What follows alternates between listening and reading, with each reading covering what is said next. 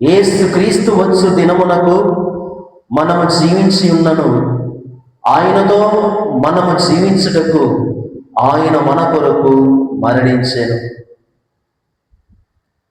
ఇది ప్రభుని వాక్కు. సర్వేశ్వరునికి వందనములు. అందరూ రెండు చేతులెత్తి దేవుని స్తుతించుదాం. తండ్రి వందనం, తండ్రి వందనం, యేసువా వందనం, యేసువా వందనం, ఆత్మదేవా వందనం, ఆత్మదేవా వందనం, తండ్రి ఆరాధన, తండ్రి ఆరాధన, యేసువా ఆరాధన, యేసువా ఆరాధన, ఆత్మదేవా ఆరాధన. ఆత్మదేవా ఆరాధన. Praise the lord, praise the lord, praise the lord, praise the lord, praise the lord. Praise the lord. జీవము గల ప్రభు యేసునిలో మిగిలి ప్రేమింపబడుతున్న ప్రియమైన దేవుని బిడ్డలారా, విశ్వాసిని విశ్వాసులారా, ఈ అక్టోబర్ మాసములో ఈరోజు మొదటి శుక్రవారం. తల్లి అయిన శ్రీ సభ ప్రతి నెల మొదటి శుక్రవారాన్ని యేసు తిరుహృదయానికి సమర్పింపబడిన రోజు. అమితమైన ఎడలేని అవధలేని ప్రేమకు చిహ్నముగా యేసు హృదయం ఈ లోకములో మనందరికీ ఆదర్శం.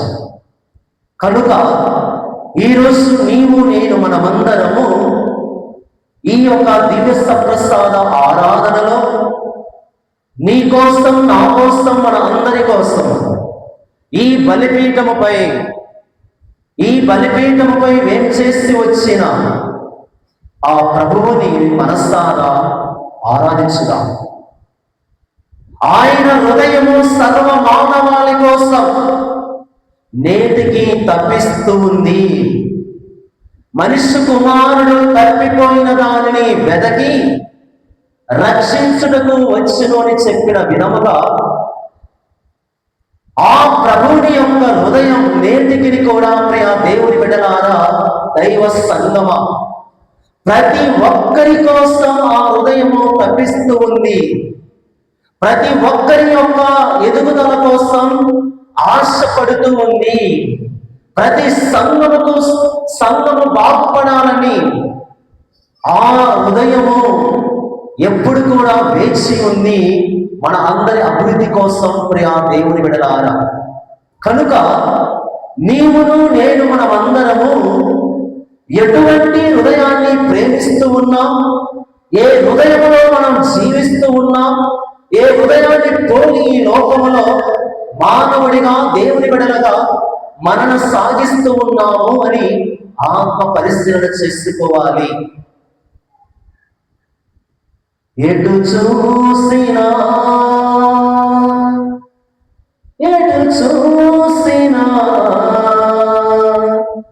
నీ ప్రేమ, నీ కరుణ కనిపించదే. ప్రియ దేవుని బిడ్డలారా, ఆయన సృష్టించినప్పుడు ఈ లోకం దేవుని ప్రేమతో నిండి ఉంది. ఆయన సృష్టించిన తర్వాత ఈ లోకం సుఖ సంతోషాలతో ఆనందముతో ఉంది. కానీ నేడు ఈ లోకం ఎక్కడ చూసినా అన్యాయాలు, అక్రమాలు, ఎక్కడ చూసినా దౌర్జన్యాలు, గర్వము, పగ, విమర్శ, కక్షలు, వేదనలు, బాధలు కనిపిస్తూ ఉన్నాయి. ఇటువంటి తరుణములో, ఇలా ఉన్నటువంటి స్థితులలో, ఇలాంటి పరిస్థితులలో దేవుని బిడ్డలుగా ఎలా జీవిస్తూ ఉన్నాం ఒకసారి ఆత్మ పరిశీలన చేసుకోవాలి. ఈ దేవుని యొక్క హృదయం, ప్రియ దేవుని బిడ్డలారా, విశ్వాసులారా, కపటము లేని యొక్క హృదయం, శత్రువులను ప్రేమించినటువంటి హృదయం, ఇరుగు పొరుగు వారిని ఆదరించినటువంటి హృదయం, పేదలను, దీనులను, అభాగ్యులను హత్తుకున్న హృదయం ఈ యొక్క క్రీస్తు హృదయం. పాపములో జీవిస్తూ ఉంటే చేయూతనిచ్చి ఆలింగనం చేసుకున్నట్టు హృదయం ఈ క్రీస్తు హృదయం. మరణములో మరణిస్తూ ఉంటే, ఈ లోక ఆశలకు పడిపోతూ ఉంటే, ఈ లోకంలో నుండి సైతాను శక్తుల్లో చిక్కుకొని జీవిస్తూ ఉంటే ముందుకొచ్చింది ఈ రక్షణ హృదయం. మరి ఈరోజు అలాంటి అవధనలేని ఆ హృదయాన్ని, మన కోసం ఎదురు చూస్తే ఈ హృదయాన్ని ఎలా మనము ప్రేమిస్తూ ఉన్నాం, ఆదరిస్తూ ఉన్నాం, అంతకంటే ఎక్కువగా ఆరాధిస్తూ ఉన్నాం ప్రియా దేవుని బిడ్డలారా. కనుక ఈరోజు ప్రభువాకు సెలవిస్తూ ఉంది, దేవుని కోపమునకు గురికాక మన ప్రభువుకు యేసుక్రీస్తు ద్వారా రక్షణ పొందుటకు దేవుడు మనలను ఎన్నుకొనెను. Praise the lord, praise the Lord. ప్రియ దేవుని సంగమా, విశ్వాసులారా, ఎందుకు మనను దేవుడు ఎన్నుకున్నాడు? ఎందుకు ఎన్నుకున్నాడు చెప్పండి. దేవుడు మనల్ని ఎందుకు ఎన్నుకున్నాడు? ఎందుకు సృష్టించాడు? ఎందుకు మనకు ప్రాణం పోశాడు? ఎందుకు మనకు జీవం ఇచ్చాడు? ఈ లోకములో ఎందుకున్నావు? ముఖ్యంగా ఎవరైనా చెప్తారా? ఇదిగో వాక్యములను విన్నాం ఇప్పుడే. నీవు నేను మనమందరం కూడా ఆయన రక్షణలో భాగస్థులవ్వాలని, ఆ రక్షణ మనం పొందుకోవాలని, ఏదైతే కోల్పోయామో, ఏదైతే దేవుని నుండి దూరం చేసుకున్నామో, ఏ కారుణ్య హృదయాన్ని మనము దూరం చేసుకున్నాము, అదే కారుణ్య హృదయం కలిగిన బట్టి కనకుమారుని ద్వారా ఈ లోకానికి మళ్ళీ జీవం పోస్తూ ఉన్నాడు ప్రియా దేవుని బిడ్డల. కనుక కొన్ని విషయాలు ఈరోజు మనం నేర్చుకుందాం. యేసు హృదయానికి, లేకపోతే యేసు పవిత్ర హృదయమునకు గాయము చేసే కారణాలు ఏమిటి నేటి ప్రస్తుత కాలములో? ఏ కారణాల చేత దేవుని మనం ఇంకా బాధ పెడుతూ ఉన్నాం?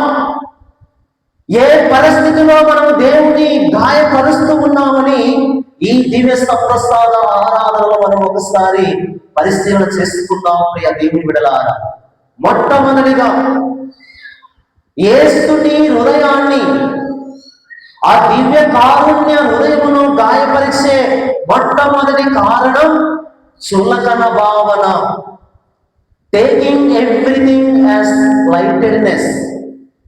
ఏముందిలే, ఏమవుతుందిలే, గుడికి పోకుంటేమిలే, దేవుడి దగ్గరికి పోకుంటేమిలే, ఆయన ఉన్నాడా లేదా, ఆయన ఉంటే మనకేమిలే అనే అహంభావముతో, లేకపోతే అవివేకతనముతో, లేకపోతే తెలిసి అలా జీవిస్తూ చులకన భావముతో జీవిస్తుంది నేటి సంఘం ప్రియ దేవుని బిడ్డలారా. ఏ సంఘంలో చూసినా ఇలాంటి భావనతో కలిగిన వారు ఎక్కువ మంది ఉన్నారు, కొల్లగా ఉన్నారు. ఎందుకనగా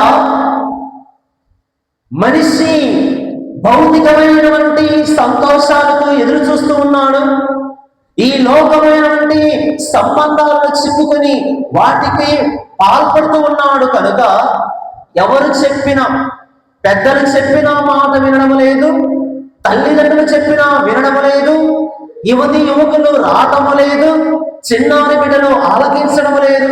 ఎందుకనగా ఎవరి జీవితంలో చూసినప్పుడే దేవుని బిడ్డలారా చులకనగా తీసివేయడం. తల్లిదండ్రులు చెబుతూ ఉంటే బిడ్డలు వినకుండా చులకనగా తీసి పారేస్తూ ఉన్నారు. బిడ్డలు తల్లిదండ్రులకు చెబుతూ ఉంటే మీరు ఎంత మాకు పుట్టి మాకు చెప్పేవారా అనే విధముగా తల్లిదండ్రులు కూడా తీసివేసి చులకనగా మాట్లాడుతూ ఉన్నారు ప్రియా దేవుని బిడ్డలారా. కనుక ఇలాంటి ధోరణతో, ఇలాంటి తత్వముతో, ఇలాంటి మనస్తత్వ భావాలతో ఉన్న నేటి మానవుని యొక్క మనుగడ స్థితి దేవుని యొక్క హృదయాన్ని గాయపెడుతూ ఉంది, దేవుని నిరాకరిస్తూ ఉంది, తృణీకరిస్తూ ఉంది, ఆయనను త్రుంచి వేస్తూ ఉంది నేటి లోకం ప్రియా దేవుని బిడ్డలారా. కనుక ఎంతమంది మీరు దేవాలయానికి రావాలని ఆసక్తి పడుతూ ఉన్నారు? ఆరాధనలో పాల్గొనాలని మీరు త్వరగా తయారై వస్తూ ఉన్నారు. దేవునికి ఆశీర్వాదం కోల్పోతాము ఏమో అని ఎంతవరకు మీలో ఆ యొక్క ఆసక్తి ఉంది ప్రియా దేవుని బిడ్డలారా? ఎక్కడ చూసినా కానీ ప్రతి కుటుంబములో వినోదాలకు, విందులకు, ఆడంబరాలకు, ఆకారాలకు, సినిమాలకు, షికారులకు, సీరియలకు, సినిమాలకు సమయాన్ని చూపిస్తూ త్వరగా అడుగులు వేస్తున్నారు. కానీ నిన్ను నన్ను రక్షించిన ఆ సృష్టికర్త వైపు రావడానికి నీ హృదయం రాలేదు ప్రియ దేవుని బిడ్డ. ఎక్కడ ఉంది నీ హృదయం? కనుక ప్రియమైన దేవుని సంగమా, విశ్వాసులారా, కథోలికలారా, దేవుని బిడ్డలారా, చులకన భావనతో చూడమాకండి. ఏ విషయాన్ని చెప్పినా కానీ చురుకుగా దానికి స్పందన ఇవ్వండి. ఆసక్తిగా ఆలకించండి. ఇది నా కోసం, నా కుటుంబం కోసం, నా సంఘం కోసం, నా యొక్క బిడ్డల కోసం ఇది చెబుతున్నారని మీరు చులకన భావనగా లేకుండా ఆసక్తితో దాన్ని స్వీకరించండి అని ఈరోజు దేవుడు మనకు తెలియపరుస్తూ ఉన్నాడు. కనుక యెషయా గ్రంథము 41వ అధ్యాయము 10వ వచనములో ప్రభు మాట్లాడుతూ ఉన్నాడు. దయచేసి వాక్యం తీసుకుందాం. యెషయా గ్రంథము 41వ అధ్యాయము 10వ వచనం. నీవు భయపడకుము, నేను నీకు తోడై ఉందును. దేవుని సంగమా, ప్రియమైన దేవుని బిడ్డలారా, మీరు భయపడకండి, నేను నీకు తోడుగా ఉంటానని ప్రభు చెప్తూ ఉన్నాడు. చదువుమా. నీవు వెరవకుము, నేను నీకు దేవుడను, నేను నీకు బలమును వసగి నిన్ను ఆదుకొందును. Praise the lord. నీ పడిపోతుంటే ఎత్తుకున్న ప్రేమ, తన కృపలో నన్ను ఆదుకున్న ప్రేమ, ప్రేమ యేసయ్య ప్రేమ, ప్రేమ యేసయ్య ప్రేమ, మారనది మరువనది, వీడనది ఎడబాయనది, మారనది మరువనది, వీడనది ఎడబాయనది, ప్రేమ యేసయ్య ప్రేమ, ప్రేమ యేసయ్య ప్రేమ. కనుక దేవుని బిడ్డ, చులకన భావనతో ఏది కూడా నీవు చూడమా. తల్లిదండ్రులు చెబుతున్నారా? యువకులారా ఆలకించండి. చిన్న బిడ్డలారా, మీ తల్లిదండ్రులు చెప్పే మాటలు మీరు వినండి. దేవుని సంగమా, స్త్రీ సభ ఏమి చెబుతుందో నేర్చుకోవడానికి ఆసక్తి కలిగి ముందుకు రండి. చులకన భావనతో చూసి నిన్ను సృష్టించిన దేవుని యొక్క హృదయాన్ని ఇంకను కూడా సిలువకు అంటగొట్టమా. ఆయన ఇంకను కూడా సిలువలో వేయవాకు. ఆయన మన కోసం మరణించాడు, మన కోసం ఆయన సమాధి చేయబడ్డాడు, మన కోసం తిరిగి లేచాడు. ఇక ఆయనను నీవు బాధ పెట్టమా. కనుక మొదటిగా చులకన భావాన్ని తీసివేయండి. రెండవదిగా పాపపు క్రియలు. ఎటు చూస్తున్నా ప్రియ దేవుని బిడ్డలారా, ఏ వ్యవహారంలోనూ, ఏ మార్గంలోనూ, ఏ చూపులోనూ, ఏ విధమైన జీవితంలో చూస్తున్నా నేడు పాపము తాండవిస్తూ ఉంది, కోరలుగా ప్రాకులాడుతూ ఉంది. నేడు పాపము నీతికి, న్యాయానికి స్థానము లేదు. మంచితనానికి, మంచి మాటకు, నీతిమంతునికి విలువ లేకుండా చేస్తుంది ఈనాటి లోకం.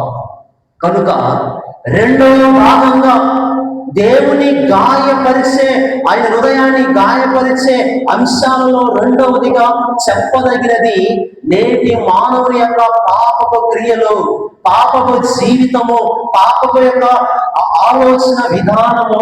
ప్రియా దేవుని బిడ్డలారా, కనుక ఈ విషయాన్ని మనము రోమీయులకు రాసిన లేఖ 3వ అధ్యాయము 23వ వచనములో ప్రభు పలుకుతూ ఉన్నాడు. పునీత పౌలు రోమీయులకు రాసిన లేఖ 3వ అధ్యాయము 23వ వచనములో తండ్రి అయిన దేవుడు పునీత పౌలు ద్వారా ఈ విషయాన్ని తెలియపరుస్తూ ఉన్నాడు. మానవులందరూ పాపము చేసిరి, అందరూ దేవుని మహిమకు కొరతబడిరి. క్రీస్తులో ఒకప్పుడు మానవుడు పాపములో పడిపోతూ ఉంటే, పాపములోనే మరణిస్తూ ఉంటే, పాపములోనే అంతరిస్తూ ఉంటే, ఆ దయాత్మమైనటువంటి కరుణామయుడు దేవుడు ఈ మానవుని చూసి తన కుమారుని పంపాడండి. ఎందుకనగా నీవు నేను ఆయన రక్షణ పొందుకోవాలని, ఈ లోకంలో మన జీవితాన్ని సుఖవంతంగా జీవించడానికి, తిరిగి దేవునికి పరిపూర్ణంగా సమర్పించడానికి, ఈ జీవిత విలువలను లోకానికి చాటడానికి, రక్షణ భాగ్యంలో భాగస్థులు అవడానికి తన కుమారుని ఈ లోకానికి పంపాడండి. అది ఆయన దివ్య సంప్రసాదకం.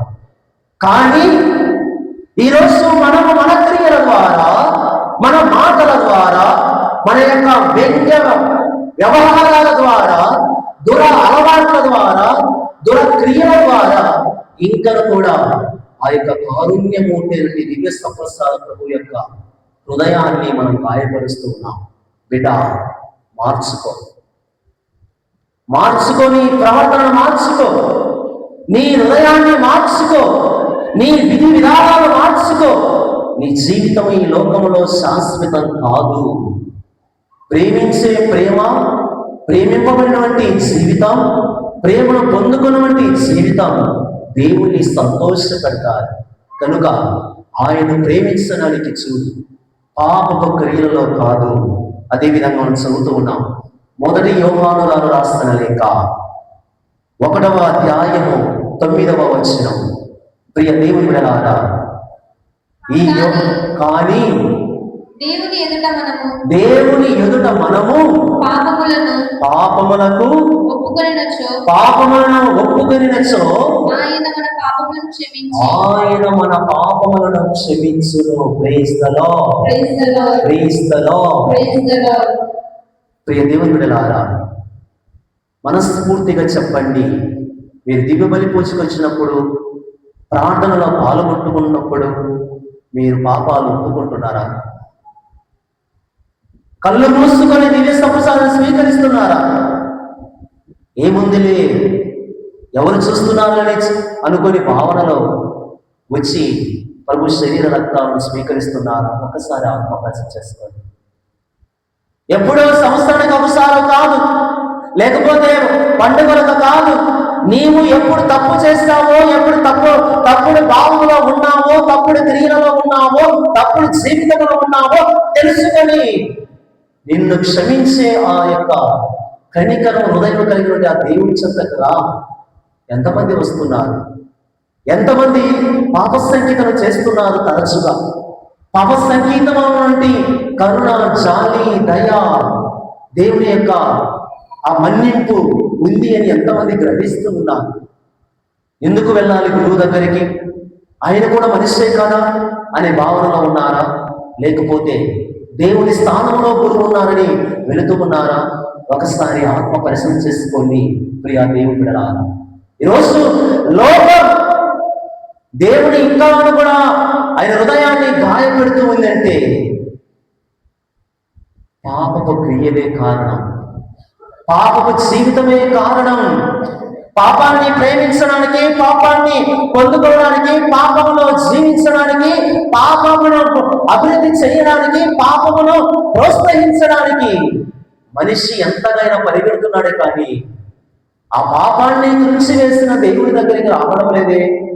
కనుక దేవుడు బాధపడుతూ ఉన్నాడు. ప్రియ దేవుడిలా ఈరోజు తల్లిదండ్రులుగా, సంఘస్థులుగా, విశ్వాసులుగా ఆత్మ పరిశీలన చేసుకుందాం.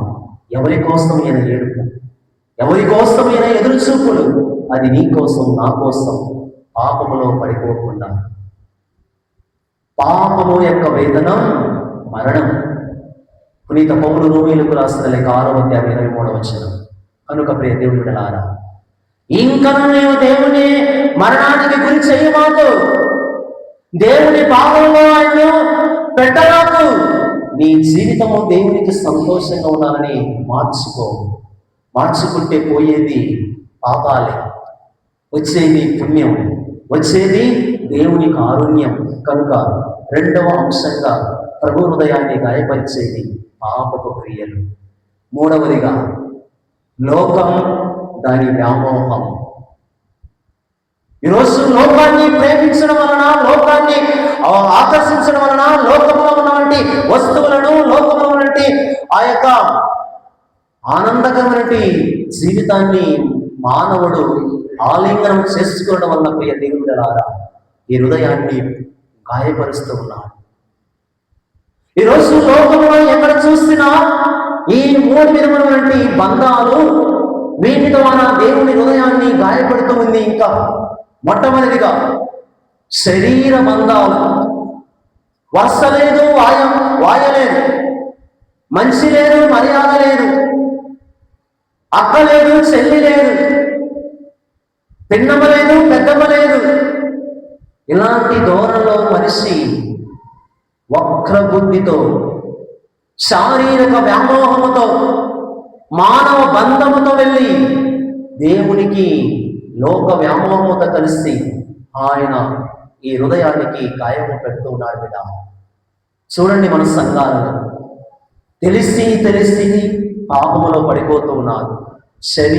శారీరక బంధాల ద్వారా, శరీరము కోరికల ద్వారా, ఈ నశించిపోయే మట్టిలో కలిసిపోయే ఈ శరీరాన్ని కోరికల కోసం బంధాలు చూడకుండా నాశనం అయిపోతూ ఉన్నాడు. ఇటువంటి క్రియలతో దేవుని హృదయాన్ని గాయపెడుతూ ఉంది. రెండవదిగా సామాజిక బంధాలు. ఇరుగు పొరుగు వారి కోసము జీవించడం, ఒకరి కోసం ఒకరు జీవించడం, ఇది సరైన రీతిలో లేకపోకుండా ఉంది. ఈరోజు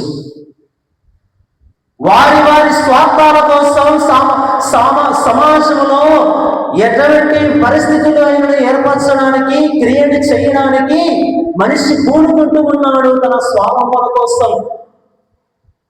ఒకరి ప్రయోజనాల కోసం సమాజంలో అక్రమ సంబంధాలను సృష్టిస్తూ ఉన్నాడు, అక్రమ అన్యాయాలను రేకెత్తిస్తూ ఉన్నాడు, అక్రమైనటువంటి బంధాలను పెడుతూ ఉన్నాడు. ప్రియ దేవుని బిడ్డలారా, తన యొక్క సామాజిక సంక్షేమం కోసం అటువంటి భావనలో ఉన్నటువంటి జీవితాలు దేవుని ఇంకను కూడా గాయపరుస్తూ ఉన్నాయి. ఈ విషయాన్ని మనం చదువుకుందాం. యోహాను గారు రాసిన లేఖ, యోహాను సువార్త 13వ అధ్యాయము 34వ వచనంలో చదువుతాం. యోహాను సువార్త 13వ అధ్యాయము 34వ వచనం. నేను మీకు ఒక నూతన ఆజ్ఞను ఇచ్చుచున్నాను, మీరు ఒకరినొకరు ప్రేమింపుడు. నేను మిమ్ము ప్రేమించినట్లనే మీరును ఒకరినొకరు ప్రేమించుకొనుడు. క్రీస్తులో ప్రియ దేవుని బిడ్డలారా, మీ బంధాలు ఎలా ఉన్నాయి ఇరుగు పొరుగు వారితో? మీ ఆలోచన విధానం ఎలాంటి ధోరణితో ఉంది? లేకపోతే మీరు ఏమి ఆలోచన పెట్టుకొని ఇతర కుటుంబాన్ని మీరు గౌరవిస్తూ ఉన్నారు? లేకపోతే ఒకరిని మీరు ప్రేమిస్తూ ఉన్నారు? ఈరోజు ఆత్మ పరిశీలన చేసుకోవాలి. ఎవరైనా తలంచారా? సామాజిక బంధాలు ఈరోజు విడిపోతూ ఉన్నాయి, బలహీనమైపోతూ ఉన్నాయి, అవి విరిగిపోతూ ఉన్నాయి. ప్రియ దేవుని బిడ్డలారా, కేవలం మనిషి యొక్క స్వార్థపూరితమైన ప్రేమ వల్ల అవి దేవుడు హృదయాన్ని గాయపరుస్తున్నాయని చెప్పడంలో ఈరోజు సందేహం లేదు. మరి మూడవదిగా ఆర్థిక బంధాలు. లోకం దాని వ్యామోహంలో మూడవ అంశంగా ఆర్థిక బంధాలు. డబ్బు మీద మమకారం పెంచుకొని, ఈ డబ్బులో ఉన్నటువంటి ఆస్తిని చూసుకొని తోటి వారిని తృణీకరిస్తుంది లోకం. కన్న బిడ్డలనే కసాయి తల్లిదండ్రులుగా మారుతుంది ఈరోజు. ప్రియమైన దేవుని బిడ్డలారా, ఎంతమంది లేరు డబ్బు కోసం తన బిడ్డలను చంపిన వారు, డబ్బు కోసం తన భార్యను చంపిన వారు, డబ్బు కోసం తన తల్లిదండ్రులను చంపిన వారు మన మధ్య లేకపోలేదా? డబ్బు కోసం అబద్ధాలు చెప్పిన వారు మన మధ్య లేకపోలేదా? డబ్బుల కోసం అన్నదమ్ములను వదిలివేసుకున్న వారు లేకపోలేదా? డబ్బుల కోసం తల్లిదండ్రులను వృద్ధాశ్రమంలో వదిలిపెట్టిన వారు లేకపోలేదా? డబ్బుల కోసం ఇరుగు పొరుగు వారిని దూరం చేసుకున్న వారు లేకపోలేదా? కనుక ప్రియ దేవుని బిడ్డలారా, ఇలాంటి దృష్ట కార్యముల చేత దేవుని యొక్క హృదయం గాయపడుతూ ఉంది. లోకం దాని వ్యామోహములో. ప్రియ సహోదరి సహోదరుల, సరి చేసుకో దేవుని బిడ్డ. సరి చేసుకోకపోతే నీవు కూడా ఆ స్థితిలోనే ఉండిపోయి దేవుని నుండి నీవు ఆశీర్వాదాలు పొందుకోలేవు. ధనము, ధాన్యము, బలము, ఐశ్వర్యము, పదవులు, అంతస్తులు ఉన్నాయేమో, విరవీగుతున్నావేమో, అవన్నీ కూడా తాత్కాలికమే. అవి నిన్ను ఏనాటికి పరలోకానికి చేర్చావు. అవి ఏనాటికి నీకు నిజమైన ఆధ్యాత్మిక ఆనందాన్ని ఇవ్వలే, శారీరక సంతోషాన్ని ఇవ్వలే, మనస్సుకు కలిగినటువంటి ఆ యొక్క నిశ్చలమైనటువంటి ఆనందమును నీకు ఇవ్వలేవు ప్రియ దేవుని బిడ్డలారా. కనుక మనిషిని ప్రేమించు, దేవుణ్ణి ప్రేమించి నీ హృదయము ప్రభువునకు సమర్పించు. మూడవ అంశంగా. నాలుగవది ప్రియ దేవుని బిడ్డలారా, మానవ బంధాలు, హ్యూమన్ రిలేషన్స్. ఈరోజు మానవుని యొక్క బంధాలు విచ్ఛిన్నమైపోయాయి. ఇంటికి పిలుచుకోవాలంటే భయపడుతూ ఉన్నారు, ఒకరితో మాట్లాడాలంటే సిగ్గుపడుతూ ఉన్నారు, ఒకరి దగ్గరికి వెళ్ళి మన భావాలను పంచుకోవాలంటే వెనకాడు చూస్తూ ఉన్నాడు. ఎందుకంటే మనిషికి మనిషి భయం ఏర్పడింది, వ్యక్తికి అపనమ్మకం ఏర్పడింది, మానవునికి నిలకడ లేకపోయింది. ప్రియ దేవుని బిడ్డలారా, ఎవరిని నమ్మాలో ఎవరిని నమ్మకూడదు, ఏ కుటుంబంకి వెళ్ళాలో ఏ కుటుంబానికి వెళ్ళకూడదు, ఎవరితో మాట్లాడాలో ఎవరితో మాట్లాడకూడదు. ఈరోజు మానవుడు బాధపడుతూ ఉన్నాడు, చింతిస్తూ ఉన్నాడు. అయినప్పటికీ కూడా అదే లోకమని జీవిస్తూ ఉన్నాడు ప్రియ దేవుని బిడ్డలారా. కనుక ప్రభు అంటూ ఉన్నాడు, దేవుని సంగమా, నీవు నేను కూడా మనమందరం కూడా గుర్తించాలి. పునీత పేతురు రాసిన మొదటి లేఖ 4వ అధ్యాయము 8వ వచనములో ఈ విధంగా పలుకుతూ ఉన్నాడు. అన్నిటికంటే ముఖ్యముగా ఒకరి ఎడల ఒకరు ఎక్కువగా ప్రేమ గలవారై ఉండు. క్రీస్తులో ఈరోజు ఏమైందంటే లోకం ఏం మాట్లాడితే ఏమి కష్టం వస్తుందో, ఎవరినైనా అడిగితే ఏమైనా అడుగుతాడేమో, ఎవరి దగ్గరికైనా వెళ్ళి కష్టాలు చెప్పుకుంటాం అనుకున్న ఆలోచన పోయినా ఏమి తిరిగి ఆశిస్తాడో అని మనిషి దాచుకుంటున్నాడు. మనిషి తనను తాను దాచిపెట్టుకుంటున్నాడు. ప్రియదేవులారా, మనకిచ్చినటువంటి జ్ఞానం, తెలివి, నైపుణ్యాలు, దాని యొక్క టాలెంట్స్ ఇవన్నీ కూడా ఒకరి కోసం ఒకరు ఉపయోగడానికి, ఒకరి కోసం ఒకరికి సహాయపడడానికి, ఒకరి కోసం ఒకరు ప్రోత్సహించుకోవడానికి దేవుడు మనకిచ్చాడు. ఈ డబ్బు అయితేనేమి, పదవులైతేనేమి, మన ఆలోచనలైతేనేమి, మన పనులైతేనేమి, మనం చేసే కార్యాలైతేనేమి, ఒకరి కోసం ఒకరి యొక్క అభివృద్ధి కోసం. కానీ ఏమైందంటే మనిషి తన స్వార్థములో ఉండిపోతున్నాడు. చేస్తే ఆడ బాగుపడతాడో, నన్ను మరిచిపోతాడేమో అనే ఆలోచన ఉన్నారు. వాడికి మంచి చెప్పితే నన్ను తిరస్కరిస్తాడో అనే ఆలోచన ఉన్నాడు ఈనాడు మనిషి.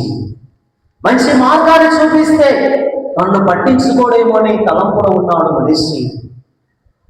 పడిపోయిన వాడిని లేపితే నా తలపైన ఎక్కుతాడేమో అనే ఆలోచనతో ఉన్నాడు మనిషి. ప్రియ దేవుని బిడ్డలారా, కనుక మన మానవ బంధాలను మార్చుకుందాం, మానవ బంధాలను బలపరుచుకుందాం, మానవ బంధాలను ఈ లోకములో అవన్నీ కూడా సమముగా ఉండడానికి చూసుకుందాం. తృణీకరించమాకండి, వ్యతిరేకించమాకండి, నిరాకరించమాకండి. అంతకంటే ఎక్కువగా డోంట్ షో రిజెక్షన్, ఒక వ్యతిరేకంగా చూడమాకండి. ఇలాంటి భావాలు చూస్తున్నట్లయితే ఆ భావాలు ఈయన మీద పడుతూ ఉన్నాయి. ఈయన హృదయం బాధపడుతూ ఉంది. ఎందుకంటే ప్రతి బిడ్డ ఆయన బిడ్డ, ప్రతి హృదయము ఆయన హృదయాన్ని పోలి ఉండాలని కోరుకుంటున్నాను. కనుక ఓ ప్రియమైన దేవుని సంగమా, నీ హృదయం మార్చుకో, నీ బంధాలు మార్చుకో, నీ పరస్పరమైనటువంటి బంధాలు మార్చుకో. ప్రభు అంటున్నాడు, నేను మిమ్మల్ని ప్రేమించినట్లే మీరును ఒకరినొకరు ప్రేమించుకోనండి. మరి మూడవదిగా, చివరిగా, నిలకడలేనివంటి జీవితం. ఈరోజు నిలకడలేదు మనిషికి. దేవుడు అన్ని ఇచ్చాడు, కుటుంబాన్ని ఇచ్చాడు, బిడ్డలు ఇచ్చాడు, ఆరోగ్యాన్ని ఇచ్చాడు, పనులు చేసుకోవడానికి శక్తిని ఇచ్చాడు, నీవు జీవించడానికి జీవితాన్ని ఇచ్చాడు, నీవు ఉండడానికి ఈ లోకాన్ని ఇచ్చాడు. కానీ నిలకడలేదు. అన్నీ నాదే అని, అన్నీ నాకే చెందాలని, నాదే అనే భావనలో మనిషి పరిగెడుతూ ఉన్నాడు. ప్రభు అంటున్నాడు, ప్రియ దేవుడిలారా, పరలోకము ఆయన యొక్క సింహాసనము, భూలోకము ఆయన యొక్క పాదపీఠము. ఈ రెండు ఆయన అయినప్పుడు, ఈ సృష్టి ఆయనది అయినప్పుడు, ఈ సృష్టిలో ప్రతిదీ ఆయనదైనప్పుడు నువ్వు ఎందుకు నిలకడగా లేకుండా ఉన్నావు బిడ్డ? ఏ దానికోసం నువ్వు తొందరపడుతూ ఉన్నావు? ఏ దానికోసం నువ్వు ప్రాకులాడుతూ ఉన్నావు? ఏ దానికోసం నువ్వు పరిగెడుతూ ఉన్నావు? డబ్బు కోసమా? ఆస్తి కోసమా? సంతోషం కోసమా? ఆనందము కోసమా? మరి ఏ దానికి? అవన్నీ కూడా నాలో ఉన్నాయి అని ప్రభువు పలుకుతూ ఉన్నాడు. ఏది నీకు శాశ్వతం కాదు. మట్టి నుండి వచ్చిన నీవు మట్టిలోని కలిసిపోతావు. ఇది గుర్తుపెట్టుకో. ఉపదేశకుడి గ్రంథం 12వ అధ్యాయం 7వ వచనం చదువుతాం. మట్టి నుండి వచ్చిన నీవు మట్టిలోనికి కలిసిపోతావు బిడ్డ. కనుక పరిగెత్తమాకు, నిలబడు, శాంతించు. ఈరోజు ఉద్యోగాలు చేసే వాళ్ళు పరిగెడుతున్నారు, డబ్బు ఉన్నవాడు పరిగెడుతున్నాడు, పేదరికంలో ఉన్నవాడు పరిగెడుతూ ఉన్నాడు, మధ్యతరగతిలో ఉన్నవాడు పరిగెడుతున్నాడు. ఏ మనిషిని చూస్తున్నా నిలబడలేదు. ఎందుకంటే ఆశలు ఎక్కువైపోయాయి, కోరికలు అనంతమైపోయాయి. వాటి కోసం పొందుకోవడానికి మనిషి నిలకడగా లేడు. ఇలా జీవించడం వల్ల దేవుని యొక్క హృదయాన్ని గాయపెడుతూ ఉన్నాం. ఎందుకంటే సమస్తాన్ని సృష్టించిన దేవునిలో ఉండకుండా సమస్తములో ఉండడానికి ప్రయత్నిస్తున్నావే, అదే దేవుడు నిన్ను చూసి బాధపడుతున్నాడు. ఈ విశ్వమంతా కూడా ఆయనదే. చదువుకుందాం. యాకోబు గారు రాస్తున్న లేఖ 1వ అధ్యాయము 17వ వచనములో దేవుడు చెబుతూ ఉన్నాడు. యాకోబు గారు రాస్తున్న లేఖ 1వ అధ్యాయము 17వ వచనం. అన్ని మంచి వరములు, అన్ని సమగ్ర బహుమానములను పరలోకము నుండియే ప్రసాదింపబడును.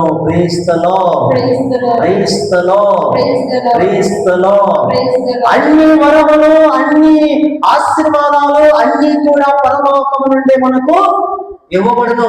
చదువుమా.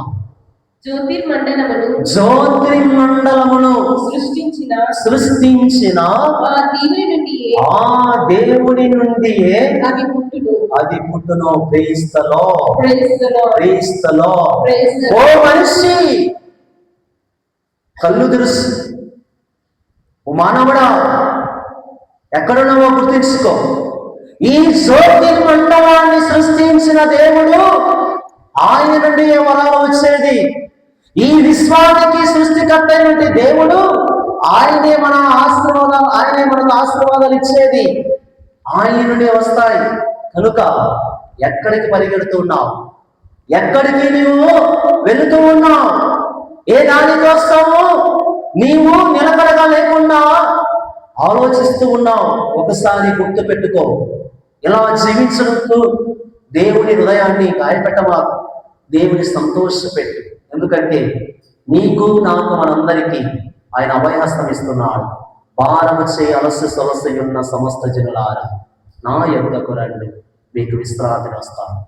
కనుక ప్రియ దేవుని బిడ్డలారా, ఇలా చెప్పుకుంటూ పోతే ఎన్నో అంశాలు ఉన్నాయి. ఇవి ప్రధానంగా ఒక 5 అంశాలు మనం తెలుసుకుంటే మన జీవితం బాగుంటుంది, మన హృదయం కుదుటపడుతుంది. ఆ హృదయేశ్వరిని, ఆరాధించడానికి, మహిమపరచడానికి మనమందరం కూడా మంచిగా ఉంటాం. కనుక దీవిస్తూ ప్రసాద ప్రభువు మనందరినీ ఆశ్రయించి దీవించమని ఈ యొక్క దివ్య ఆరాధనలో పాల్గొన్నాము.